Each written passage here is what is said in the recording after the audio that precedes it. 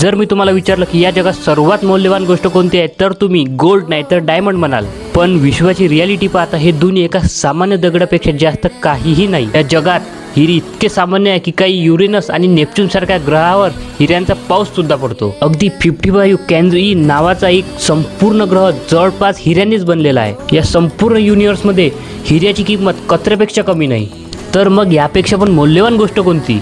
तर लाकूड, ज्याला आपण पृथ्वीवर सर्वात सामान्य मानतो, तीच या युनिव्हर्समधील सर्वात दुर्मिळ गोष्ट आहे. तर लाकडाचा तुकडा तयार होण्यासाठी पृथ्वीसारखे परिपूर्ण वातावरण, पाणी, माती आणि सर्वात महत्त्वाचं म्हणजे लाखो वर्षाचे इव्हॉल्युएशन महत्त्वाचे आहे.